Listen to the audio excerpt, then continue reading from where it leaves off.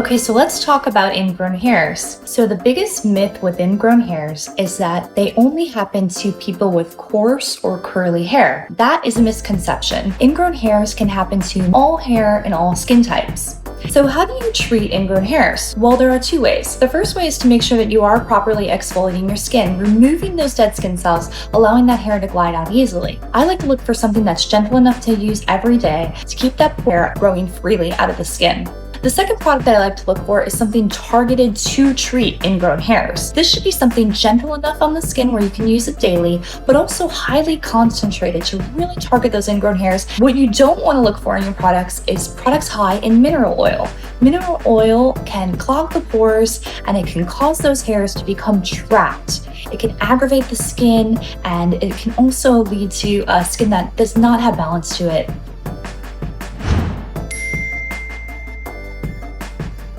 So this is not the time to take up at-home waxing.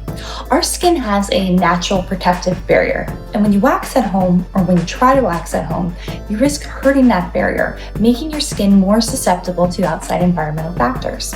These can have a negative impact on the skin. Waxing at home kits are often very difficult to regulate the temperature of. So what happens in this scenario is you risk burning your skin or even scarring your skin. Waxing at home can definitely be extra painful. You're either removing too much hair at a time, which is very painful, or you're working in very small sections or you're afraid to pull.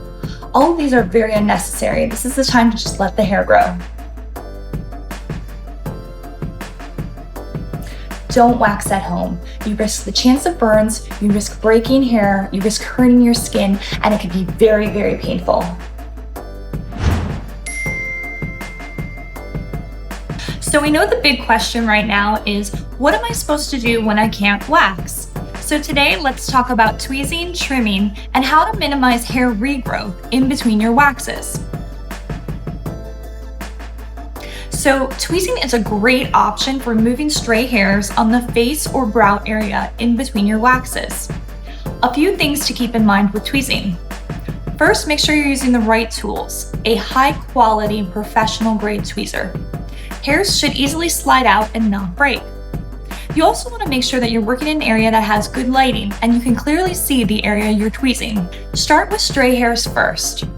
If you're working on the brows, start with the hairs between your brows and any stray hairs away from the shape.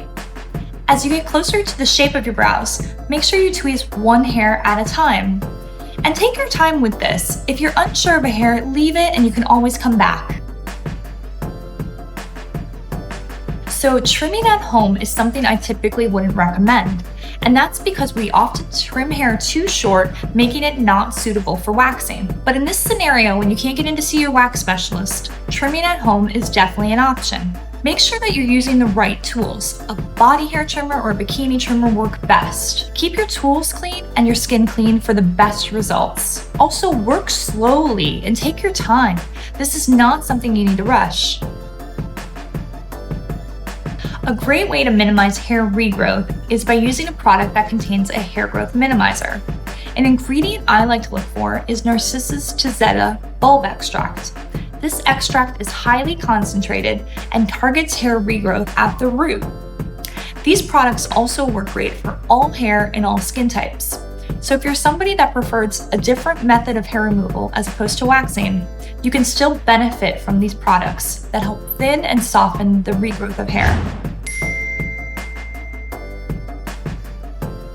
So it's been a little bit of time since your last wax, so let's talk about how to prep your skin for those best results. And don't worry, there's nothing to be nervous about. You're gonna get a super clean wax and you're in the hands of professionals. So the first thing you wanna do to prep for your wax is to stop trimming and stop shaving.